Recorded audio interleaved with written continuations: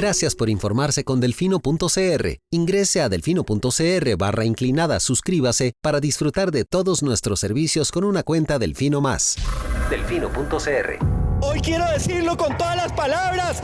¡Páguele a la caja! ¡Pague la deuda con la caja! He oído argumentos de todo tipo, pero pocos argumentos tan estúpidos, tan ridículos. Para mí es más rico comer arroz y frijoles en paz que venderle el alma a Satanás. Debería tomar un vasito de agua antes de hablar para que pueda coordinar la lengua con el cerebro. Pero aquí, o todos rabones o todos culones, pero no unos ñatos y otros narizones. Se toman un vaso de me vale madre. Creo que me extrañaban, ¿verdad?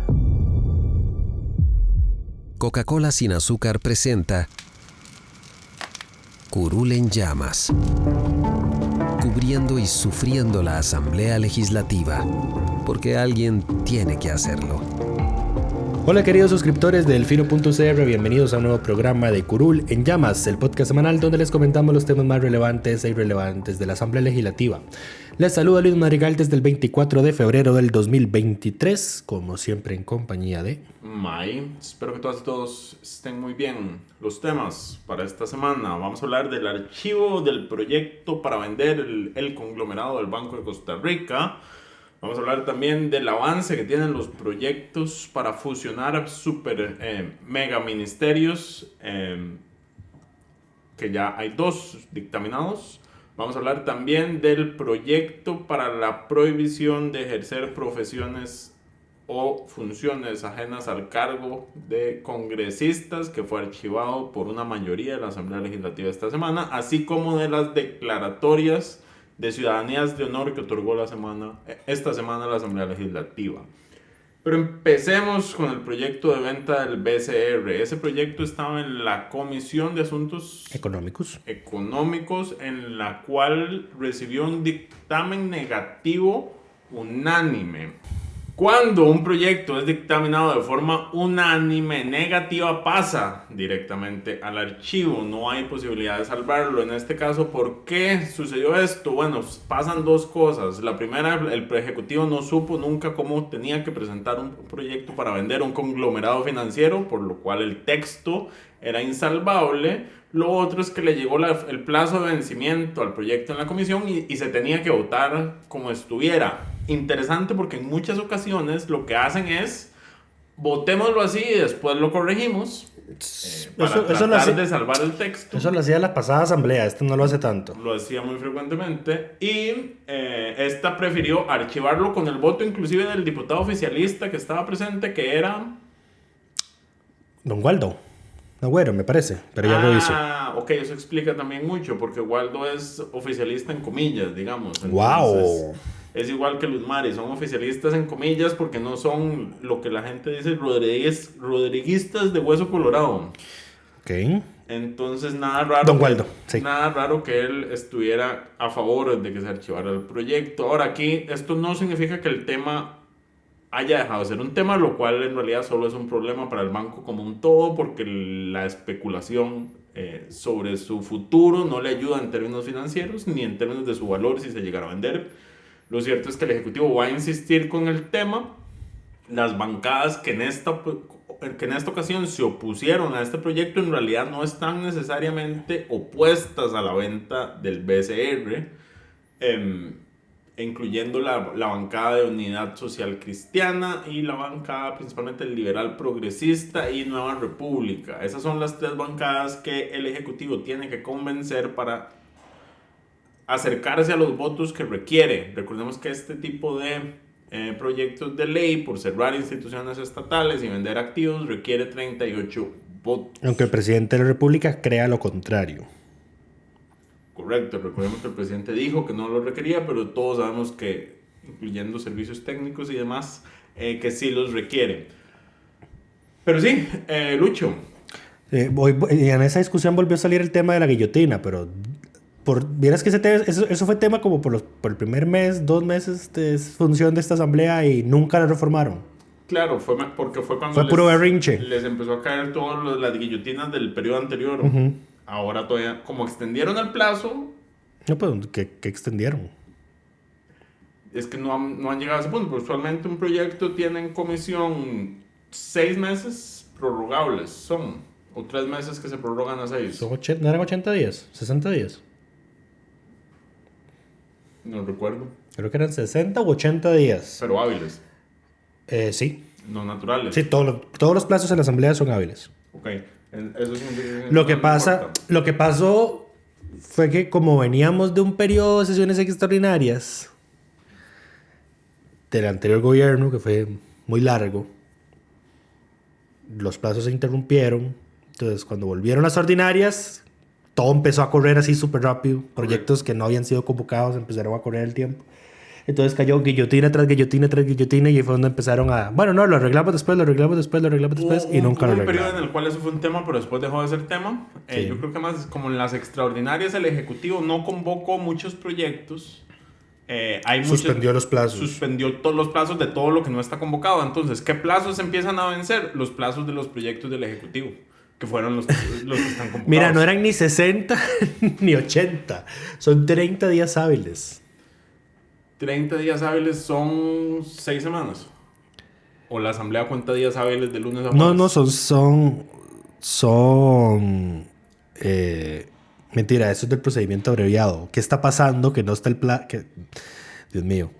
Lo de los 30 días hábiles es del procedimiento cuando está abreviado.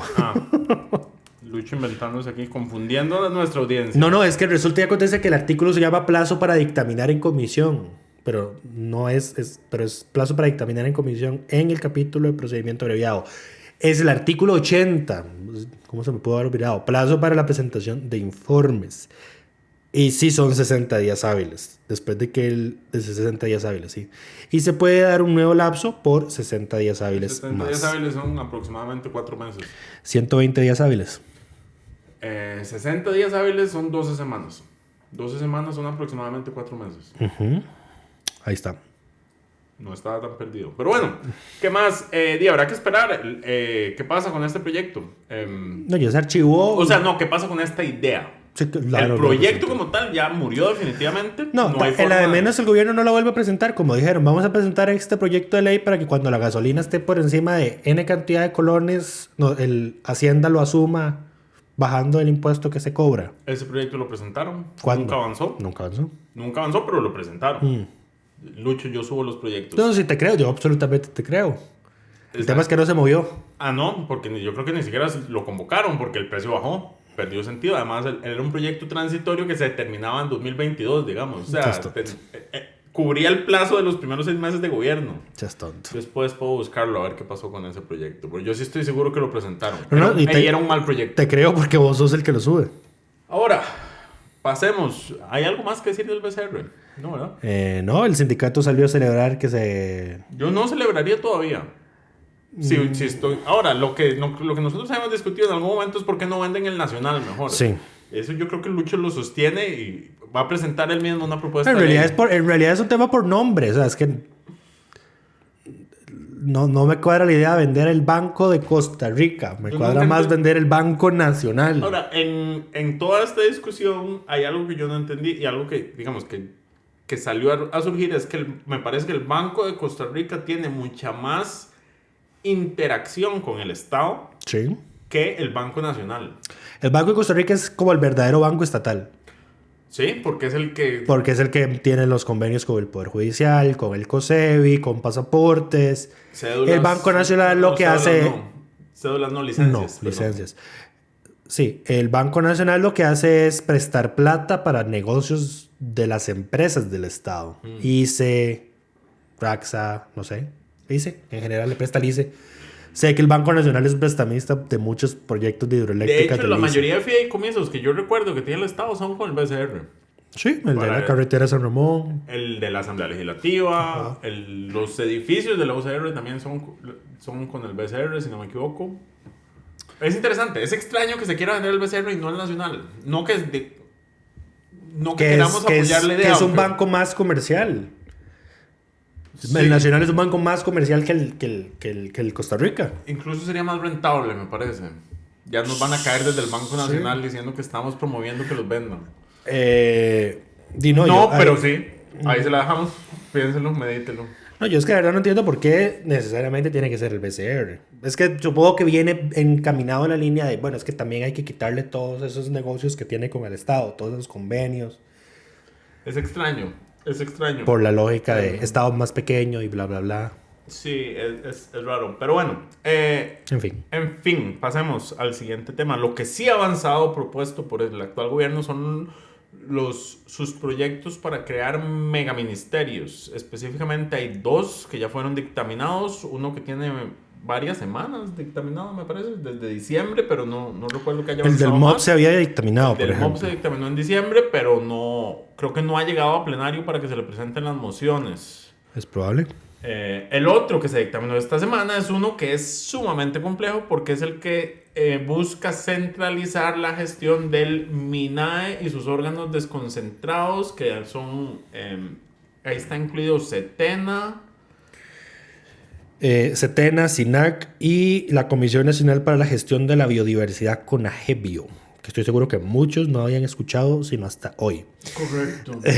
Ahora, sí hay una serie de instituciones que se mencionan ahí que podrían fácilmente ser descentralizadas porque incluye juntas directivas de parques nacionales. O sea, hay como parques nacionales que son entidades jurídicas en sí mismas y que no tienen áreas de conservación más que todo. Exacto, no están agrupados bajo una jerarquía.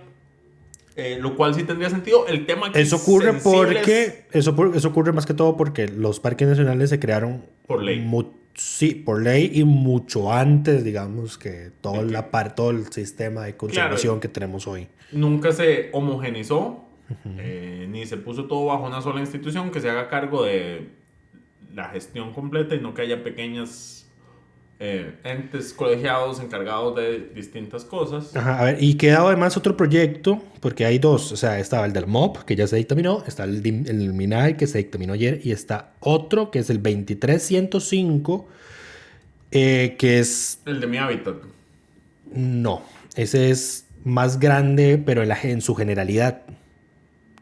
Ese es otro. Ah, bueno, también está otro. Está el del Ministerio de Vivienda. El y entonces Ministerio de está... que es el que ya se manifestaban en contra del PUSC y Liberación porque se eliminaba el bono de vivienda y era un mal proyecto. Esto ya lo comentamos en algún momento. Ajá, y hay otro que toca. Ministerio de Salud. Ojo ahí porque esto incluiría, por ejemplo, la Comisión Nacional de Vacunas.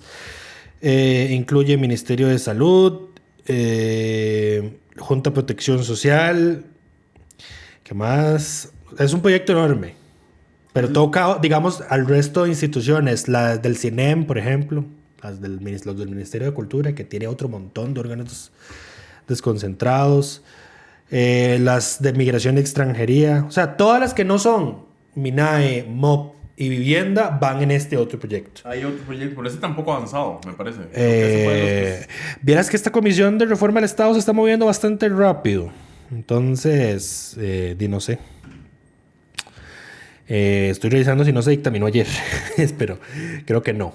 No, todavía no parece que se haya dictaminado. Tiene un sustitutivo el 26 de enero, pero hasta ahí. Pero hasta ahí, sí. Sí, porque en ese sustitutivo recuerdo que, por ejemplo, habían sacado al CINEM. Porque fue como, quieren cerrar el Sistema Nacional de Educación Musical, etcétera, etcétera. Y creo que sacaron otras cosas. Pero bueno, ¿qué es lo que pasa con ese del MINAE? Estábamos hablando del de MINAE, ¿verdad? Estamos en el del MINAE. Sí, de esto vamos a sacar una nota este fin de semana. Para el momento seguro en el que escuchen el podcast ya habrá salido. Y si no, estará para el lunes. Pues que es que no lo publicamos el viernes porque este es un tema, ni jueves, porque es un tema técnico medio complicado. Y yo quería revisar algo a raíz del voto de la sala sobre el proyecto Hidrógeno Verde.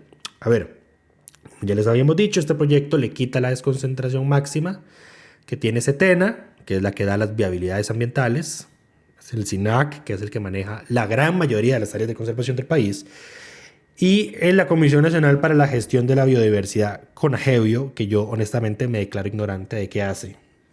Lo siento mucho. Pero a ver, yo creo que la más importante, digamos, por impacto país de esas 3 es CETENA, porque es la que de nuevo da todas las viabilidades ambientales. ¿Qué es lo que ocurre? Que CETENA tiene esta desconcentración máxima que se le da por ley. ¿Y qué ocurre con esto? Que entonces la desconcentración máxima es cuando a una institución se le dan potestades Personería jurídica, representación legal. Ajá, pero no, pero a ver, es como una institución autónoma, pero sin ser una institución autónoma. Porque digamos que seguramente no reunió los votos para... Esto generalmente ocurre cuando no se alcanzan los votos para darle un rango de institución autónoma. Pero Setena, digamos, no responde a las órdenes del ministro de Ambiente. Ese es el tema. Es un ente técnico independiente. Correcto. En todos estos proyectos, el tema es a quién responden estos organismos descentralizados. Ajá. Aquí lo que no se está diferenciando es cuáles deberían tener independencia de la parte política por su carácter técnico y cuáles ciertamente esa independencia entorpece su trabajo técnico. Por ejemplo, Conavi, Cosevi y las hermanitas perversas claramente se han vuelto en sí mismas una traba para el MOP como tal en su trabajo. Setena es más bien una institución que garantiza un tema ambiental. Entonces, lo que no y que ni siquiera a veces lo hace bien, a veces se plega mucho. Sí, o sea, a pesar de que ya hoy, digamos, con ese, digamos, entre comillas, nivel de independencia que tiene, ya ha dado viabilidades ambientales cuestionables, como las dio, por ejemplo, a Cruzitas. Ahora, lo que pasa en los del MOP, que creo que no pasa en Setena, es que, por ejemplo, el MOP tiene un órgano colegiado que lo dirige, en el cual está el ministro, pero es una voz dentro del órgano colegiado. Ajá. En Setena, Setena es completamente independiente, ¿no? El ministro no tiene ningún tipo de jerarquía dentro de la institución. No estamos seguros, no recuerdo. El tema es que Setena es... A ver, lo que se quiere es poner una estructura vertical de mando en el MINAE. Sí, que todos respondan al ministerio. A ver, y lo que pasa en las instituciones es que la jerarquía funciona para las apelaciones, por ejemplo. Entonces, ¿quién es la entidad última a la cual se apela? El cambio, por ejemplo, haría que si Setena rechaza un permiso y se apela y Setena dentro de la jerarquía, digamos, lo rechaza una dirección, después sube más arriba, la última instancia en que se podría apelar terminaría siendo el ministro. Ajá. Que es un cargo político, digamos. Entonces terminaría el cargo político tomando decisiones sobre aspectos técnicos en temas sensibles en materia ambiental. Sí. Ya acaban de emitir, digamos, un reglamento que le quita a Setena, digamos, la potestad de emitir viabilidades ambientales en N cantidad de cosas, incluidos, por ejemplo, los talleres, que, por ejemplo, a mí ese no me suena por el simple motivo de que los talleres tiran mucho desecho, por ejemplo, de aceite. Y eso mecánicos. Y ese es un desecho problemático para el ambiente. Correcto. Porque ¿qué es lo que suelen hacer? Tirarlo en el río. No es soluble en agua. O lo meten, o lo entierran debajo de la tierra, valga la redundancia, y contaminan fuentes de agua subterráneas, exactamente. Pero bueno, Lucho considera que el proyecto es altamente inconstitucional. ¿Por qué? Porque cuando la Sala Constitucional analizó el proyecto de hidrógeno verde, ese proyecto decía que las viabilidades ambientales para proyectos de hidrógenos verdes iba a darlas, digamos, el ministro de Ambiente. Ajá. Decía, el trámite a seguir será el que dictamine el jerarca del MINAE. Correcto. Entonces, ¿qué dijo la sala? ¿Qué dijo sobre esto? No, o sea, sobre la intención de darle a una figura política decisiones de materia técnica. Ese tratamiento dice que esa decisión desconoce el aludido criterio de especialidad funcional técnica, trasladando la competencia de Marras a una instancia política sin razón objetiva que permita sustentar la desaplicación singular o excepcionalidad a la competencia técnica que sobre dicha materia se le ha asignado de manera general a una instancia especializada según la Ley Orgánica del Ambiente. Por ende, ese tratamiento es contrario al artículo 50 de la Constitución, del cual se deriva el principio de regresión, sería el principio de no regresión ambiental, no el principio de regresión ambiental, por cuanto deteriora la idoneidad técnica de las decisiones referidas al tipo de evaluación, control y fiscalización de actividades que impactan en mayor o menor medida el ambiente, en detrimento del derecho al medio ambiente sano y ecológicamente equilibrado. Es decir, la asignación competencial al titular de la cartera de ambiente, le hace el ministro, en relación a las evaluaciones ambientales relacionadas con el objeto del proyecto de ley de Marras, constituye una desaplicación singular de las competencias técnicas que fueron asignadas legalmente a una instancia especializada para en su lugar transferirlas a una instancia política, Por ende, una excepción injustificada a la especialización competencial que garantiza la valoración técnica del potencial impacto ambiental en determinados proyectos de desarrollo humano productivo, análisis que procura satisfacer de manera directa con los objetivos precautorio y preventivo. Ese tratamiento desaplica la deferencia técnica aludida, creando un trato asimétrico en las evaluaciones ambientales de ese tipo de desarrollos antrópicos sin que pueda observarse alguna causa legítima que pueda sustentar ese tratamiento. Entonces, en ese extremo se evacúa la consulta en el sentido de que esa pretensión del proyecto de ley era inconstitucional. Ahora, aquí la sala más o menos se va por el lado de, a ver, es inconstitucional porque usted está dando... Un segundo. En resumen, si alguien nos sigue escuchando hasta ahora, después de eso que acaba de hacer Lucho, el proyecto es altamente inconstitucional. Sí, pero la sala se fue más por el lado de, es que, a ver, esta ya es una función general que resuelve Setena. Y ustedes solo la están desaplicando para un caso en específico. Entonces uno diría, bueno, se soluciona precisamente con como este proyecto de ley quiere, dejándolo todo en el ministro. Lo que pasa es que aquí la misma sala está diciendo que la figura del ministro de Ambiente es una figura política, no técnica. No es la figura adecuada para resolver estos temas. Exactamente. Entonces por eso es que el proyecto es inconstitucional y a mi criterio este proyecto del MINAE también lo sería. Pero viene la etapa de mociones 137. Exacto. El proyecto ya fue dictaminado por la Comisión Especial de Reforma del Estado. Votaron ahora todos a favor, menos el Frente Amplio, realmente. Ahora el proyecto tiene que eventualmente llegar al plenario para que se le puedan presentar las mociones. ¿Cuál era el número? ¿134? No, esos son... No, primero van las mociones de fondo, que son 137. Eso, las mociones de fondo en la cual cualquiera de las y los 57 puede hacer propuestas de modificación al texto, lo cual la comisión tiene que conocer nuevamente.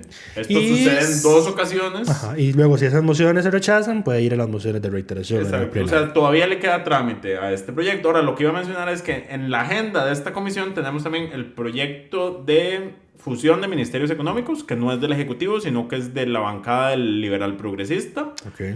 Tenemos también el de fusión de instituciones de ayuda social, que es el que transforma el IMAS en el Instituto de Desarrollo Humano e Inclusión Social y fusiona varias instituciones que ahorita dan ayudas sociales que están distribuidas, porque creo que está el IMAS, está FODESAF, está diferentes fondos. Ese también está en esa comisión esperando que avancen. Ya lo encontré. Ahora, los funcionarios de Setena tienen tal nivel de independencia que son como los directivos de la caja. No son removibles. En el sentido de que solo son removibles por falta grave o incumplimiento de las leyes. Claro, porque si no sería muy fácil. Ya vimos cómo este gobierno saca todo el que pueda, todas las instituciones que y le tienen incomodan. dedicación exclusiva y prohibición. Sí. O sea, eso tiene sentido. Están dedicados a eso a tiempo completo. Ahora, aquí vamos a hacer un paréntesis sobre el tema de estos proyectos que están avanzando. El jueves no hubo sesión del plenario legislativo porque las jefaturas de fracción se fueron a De hecho, se fue casi que toda la asamblea. Según lo que estaban diciendo en ese evento, tenían quórum completo. Sí. Estaba todo el Congreso en la actividad del 50 aniversario de la Unión de Cámaras de la UCAEP. En ese evento se discutieron varios temas. Estaban en la mesa principal las jefaturas de fracción y el presidente de la UCAEP. O ¿era el de la UCAEP? Ya no sé quién era el que estaba. No era el de la UCAEP porque no era Jenkins, era Egloff el que estaba ahí sentado. Jenkins estuvo en el evento principal en el que estuvo el presidente. Ok. En esa mesa se hablaron distintos temas, pero uno de los que se tocó fue este tema de reforma del Estado y la fusión de estos ministerios. Y la única, la más vocal en este tema es decir, como estamos generando un monstruo, porque lo que estamos haciendo es fusionando un montón de, no solo de instituciones, sino de instancias decisorias en las figuras del ministerio que recae en el ministro que se nombre políticamente, y esto, digamos, es un llamado a la pausa y a revisar bien estos proyectos por el riesgo que representan estos megaministerios. Fue la jefa de fracción de la Unidad Social Cristiana, Daniela Rojas. Correcto. Salas. Correcto. ¿Quién es nuestra diputada de la semana? Por esa llamada de atención y también porque justamente esta semana la unidad no se comió el cuento del Ejecutivo de que hacía falta renta global para resolver el tema de la lista de paraísos fiscales de la Unión Europea. Se lo dijeron ahí mismo en la cara al gobierno. Correcto. Y presentaron su propio proyecto que resuelve ese tema en específico. En teoría. En teoría no, yo lo revisé y sí lo resuelve. Ok. Entonces, digamos, la propuesta resuelve el tema específico que se nos señaló. Que el Ejecutivo ha sido la posición de que eso tiene que ir dentro del proyecto de renta global. Y lo cual Daniela les dijo muy bien, es como... Esto es algo muy puntual que tenemos para resolver de aquí a septiembre. No, a septiembre, que es cuando se hace la evaluación nuevamente. No tenemos por qué meterlo dentro de una discusión más amplia de si queremos mantener nuestro sistema de renta cedular o pasarnos a un sistema de renta global o un sistema de renta global dual. O la mundial. O la renta mundial. Exacto. Es como no hay por qué meter este tema dentro de esa discusión si podemos resolver esto y después continuar esa discusión por aparte. Correcto. Entonces, ella es nuestra diputada de la semana, nuestra congresista de la semana. Lucho, ¿quería decir algo en este momento? No, es que Mike tiene razón ahora que me llamó la atención por ese párrafo enorme que leí, porque además fue un párrafo incorrecto que leí, pero no estamos ya hablando de ese tema. Ajá. ¿Viene al caso o no viene al caso? No, ¿El párrafo venía al caso o no venía al caso, Lucho? El párrafo que ya encontré sí puede usarse, digamos, en el sentido de que ese proyecto es del todo inconstitucional. O sea, ni siquiera es porque lo están haciendo para un caso específico, es porque la sala dice que dar viabilidades ambientales es una tarea eminentemente técnica y tiene que estar en un órgano técnico. Entonces aquí lo que yo le decía a una diputada es que prácticamente con esta opinión, porque ojo que no es una resolución, es un criterio de la sala en una consulta legislativa. Correcto. Exacto. Es que Setena está prácticamente que protegido constitucionalmente, aunque no tenga rango constitucional.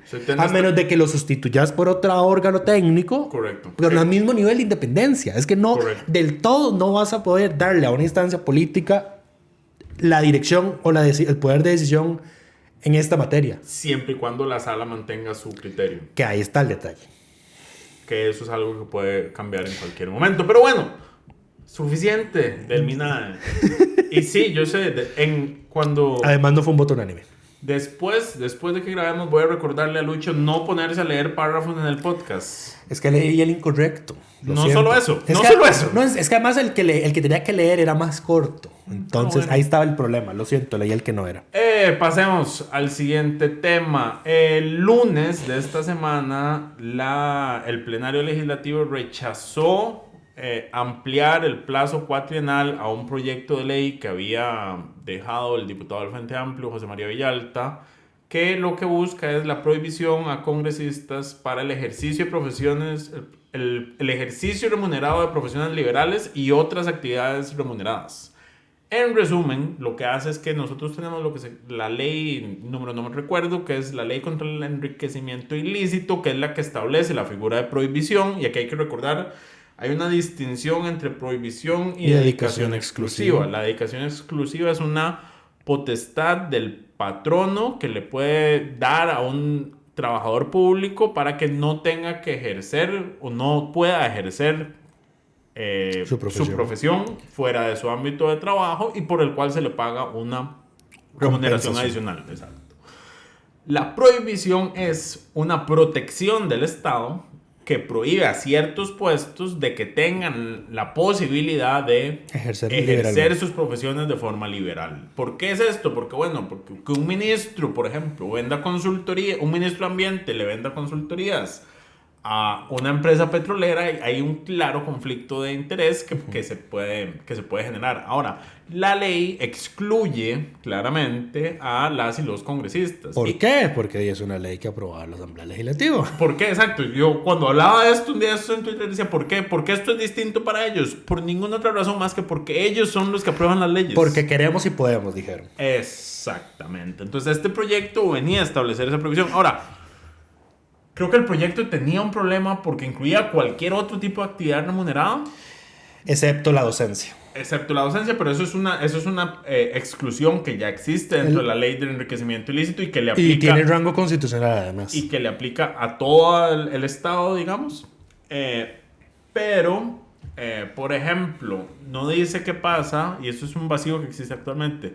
Yo tengo prohibición de ejercer la profesión, pero si me contratan por algo que no es de mi profesión, puedo hacerlo. Si tengo dos profesiones, si solo estoy colegiado en un colegio profesional y me contratan por otra cosa en el sector privado, son vacíos que existen. Que esta ley trataba de resolverlo para el caso de los congresistas diciendo cualquier otra actividad remunerada. Ahora, esto por supuesto lo llevan al absurdo de decir como, bueno, pero es que si el congresista es diputado y además tiene un taller mecánico, ¿por qué no debería poder seguir trabajando en su taller mecánico? Yo invito a todas y todos a que busquemos cuándo fue la última vez que un mecánico estuvo en la Asamblea Legislativa. Más allá de eso, el tema tiene que ver más con el ejercicio de profesiones liberales, y aquí estamos hablando en concreto y recordamos casos de diputados que eran abogados y atendían desde su despacho en la Asamblea Legislativa las funciones notariales y demás que hacían como abogados. Ya tengo respuesta a tu... Dale. No es un vacío. El artículo 14 de la Ley contra la Corrupción dice que aplica a la profesión por la que fue contratado. Ajá. Y a cualquier otra profesión que tenga. Ok, entonces ahí está. Pero profesión. Sí. Queda incluso comprendida las otras profesiones que el funcionario pueda ostentar, aunque para ello no constituyan requisitos para ocupar el respectivo cargo público. Muy bien. Pero en fin, ¿quiénes votaron a favor de que este proyecto se ampliara únicamente? Bueno, la bancada del Frente Amplio que estaba presente. Y si no mal recuerdo, 2 de Liberación. Que fueron José Joaquín Hernández y Montserrat Ruiz. Correcto. Todos los demás o se ausentaron, votaron en bastantes ausentes, o estuvieron en contra. Ahora, esto es un problema, porque nosotros ya hemos discutido en el pasado que en la Asamblea no existe la legislación en beneficio propio. La sala había tenido un voto en ese tema que nos había recordado Carlos Ricardo en algún momento, entonces ni siquiera se puede apelar a ese tema, pero aquí claramente lo que están es cuidando sus propios intereses de que los 4 millones no les alcanzan. Pero si se metieran con la prohibición habría que compensarles. El proyecto de ley no les daba la compensación. No les daba la compensación adicional. Eso es inconstitucional. Es interesante porque, por ejemplo, los ministros tienen la prohibición, pero el salario de ministro no llega al de diputados sin prohibición. O sea, la lógica es pero ya esa es otra causa. Sí, pero lo que reciben actualmente los congresistas ya cubre, digamos, lo que recibe un jerarca con prohibición, la base más prohibición. Ahora, yo sí creo que les podrían reconocer un porcentaje de prohibición. Es que no es un podría, es que hay. Claro, pero hay es que reiterada jurisprudencia de la Sala Constitucional y por ende los tribunales de trabajo de que si a vos te prohíben ejercer tu profesión, hay que liberalmente te tienen que compensar por ello. Porque te están limitando el derecho al trabajo. Ahora, aunque sea un diputado y aunque sí, no hay que pagarles más. Lo siento, es que... Claro, el problema es que recordemos que los diputados, su ley de salarios es distinta porque la aprobaron ellos mismos. Sí, pero por eso mismo no tienen prohibición. Porque no tienen salario. No necesariamente. Reciben remuneraciones, no reciben salarios. Su remuneración está... en función de dietas y tiene un componente fijo que es el de gastos de representación. Correcto. Pero no es salario como tal. Pero igual, o sea, sí. A ver, me imagino que habría que valorarlo en función de un porcentaje a razón del... Porque además tendrías, si lo consideras salario, tendrías que incluir sus beneficios adicionales para calcular el monto del salario, como el uso de la gasolina, el uso de teléfono y demás beneficios. Tendrían que meterse un porcentaje diferenciado, pero el tema es que no puede ser 0. Claro, pueden bajarse lo que reciben actualmente para que con la prohibición les queden lo que tienen actualmente. El tema es que la Asamblea ni siquiera quiso discutir este tema, porque aquí no estábamos aprobándolo o rechazándolo, era nada más extenderle el plazo para resolver estos conflictos. Vieras que yo en este caso, o sea, ya viendo todas estas aristas que faltó tomar en cuenta, estoy de acuerdo en que se archivara porque ya era insalvable. ¿Era insalvable? Sí, era insalvable. ¿Por qué? Porque ya había pasado mociones de 137. Y lo recuerdo muy bien porque Alfal habían rechazado unas mociones 137 en comisión y hizo un comunicado, salió una de las diputadas, creo que fue Rocío Alfaro, haciendo un video al respecto. Entonces ya el proyecto ya estaba muy avanzado. A ver, estoy de acuerdo en que se archivara porque faltó cubrir esas aristas que estoy comentando. No porque, hay que excluirlo si tiene un tallercito. No, ni costra. O sea, pónganse al mismo nivel que tienen el resto de funcionarios que tienen prohibición. Es que eso es lo que debería suceder. El tema es... ¿cuánto hay que compensarles por eso? Aunque que sea un 1%, pero no pueden irse sin compensación. Ese es mi punto. Bueno, pero bueno, eso es con ese tema. Ahora, esperemos que lo vuelvan a presentar. o que se vuelva a presentar una versión reformada de esto, que solucione los No problemas. lo volvieron a presentar ya. Al FA, por lo general, cuando le rechazan un proyecto, lo presenta y no más. Lo que se conoce como la movida Villalta, de volver a presentar todo lo que le rechazan. Sí, aquí es donde yo diría... que hace falta un... Eso ya ocurre... Si no, hay un tema en específico, me parece, que si la Asamblea lo rechaza no puede volver a analizarse sino hasta la legislatura siguiente. Creo que eso debería hacerse. Creo que eso debería hacerse extensivo a todas las temáticas, pero bueno. Claro, pero es que este no se rechazó, se venció. En eso tenés absoluta razón. Es un tema distinto. Digamos que el procedimiento no es el mismo. Pero bueno, pasemos al último tema del que el Lucho nos va a hablar con muchísimo entusiasmo, y es que esta semana la Asamblea Legislativa dio 2 reconocimientos de ciudadanías de honor, si no me equivoco. Lucho. Ajá. Sí, esta nota la hizo nuestro compañero Alonso Martínez, porque resulta que acontece que el jueves estuvimos... No, eso fue el miércoles. Sí, el miércoles estuvimos, ya lo podemos decir porque ya lo publicamos. El miércoles estábamos trabajando casi que toda la redacción en el tema del borrador para derogar la norma del aborto terapéutico.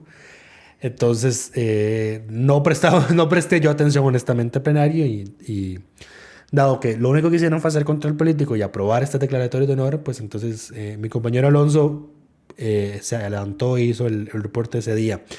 Uno fue a doña Marcelle Taylor Brown, ya fallecida. Ella fue la primera mujer negra en encabezar la papeleta de diputados del PUSC y resultó electa. Además fue educadora, impulsó la Escuela de Agricultura de la región trópico húmedo, EARTH. Tuvo un papel importante en Hapteba.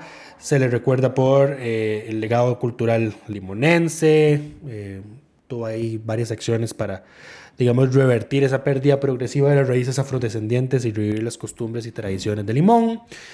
Y el otro fue don Walter Gavit Ferguson Byfield, que todavía está vivo, tiene 103 años de edad. Se le conoce como el rey del calipso por sus vecinos de Cahuita, y ya, creo que en general se le conoce así. Tiene el Premio Nacional al Patrimonio Cultural Inmaterial Emilia Pietro Tugores del 2017. Se le ha reconocido con... La Asamblea pasada creó el Día Nacional del Calipso en su honor. De hecho, se celebra el día de su cumpleaños. Y tiene ahí otros premios culturales dados por el Ministerio de Cultura, además de un doctorado honoris causa en octubre de 2021. Me pareció, a ver, yo entiendo que por la edad, a ver, esto suena feo, pero el señor está más allá que acá. Pero vieras qué feo que fueron los discursos que dieron para darle la ciudadanía honorífica, porque fueron muy fatalistas. Es como, hay que aprobarlo ya porque ya se nos va a ir. Pero mae, no se ha muerto. No lo maten, tranquilos. No, lo que pasó también es que se aceleró el proceso porque el señor está su salud está... tiene problemas de salud recientes, pero está hospitalizado, si no me equivoco. Fue como si ya se hubiese muerto. Y yo, mae, ¿qué momento se murió? Claro, era un poco como... Aprobemos esto antes de que pase algo. Ahora, yo creo que cuando uno tiene 103 años, en cualquier momento se va. Eso, digamos, son demasiados años. El proyecto presentado en el caso de don Walter Ferguson fue presentado por la bancada del Frente Amplio con el apoyo de muchos congresistas de distintas bancadas. El de Marcelle Taylor Brown fue presentado por la subjefa de fracción del PUSC, María Marta Carballo, quien es representante de la provincia de Limón también. Y el de Walter Ferguson se presentó de nuevo porque aunque había un proyecto previo presentado por el diputado David Gurzón de Liberación Nacional, nadie quiere nada relacionado a David Gurzón. No es eso, es que el título honorífico que daba David Gurzón era ciudadano distinguido y eso no existe. ¿Por qué no me extraña? Pero bueno. Entonces se desechó, no se desechó porque no se ha archivado, pero no se continuó con ese proyecto de David Gurzón y entonces se presentó uno nuevo con la ciudadanía honorífica. Los títulos honoríficos que da la Asamblea son Ciudadano de Honor, Benemeritazgo de las Letras o de las Ciencias Patrias y el Benemeritazgo de la Patria. Esos son, no hay ninguno que sea ciudadano distinguido. Entonces ahí estaba el detalle. Bueno, y tampoco hay, ¿qué fue el que le dieron a José María Figueres? Héroe de la Paz. Sí. Tampoco existía y se lo dieron. Entonces, Bueno, pero es que ese se aprobó con ley es específica, una una ley específica, por formal, supuesto. digamos. Sí, cuando es un acuerdo de algo que existe, es una votación, un acuerdo legislativo. Cuando Que se es cuando- inventan estas Que es cosas, cuando le dan los benemeritados de las patrias a las instituciones. Eso tiene que aprobarse con una ley. es una no ley y con requiere un- doble votación. no con un acuerdo que solo necesita uno. Correcto. Pero sí, eso es. Pero en fin, Eso es todo por esta semana. Esperamos que todas y todos estén muy bien y nos escuchamos la próxima semana. Coca-Cola sin azúcar presentó Curul en llamas, cubriendo y sufriendo la Asamblea Legislativa, porque alguien tiene que hacerlo.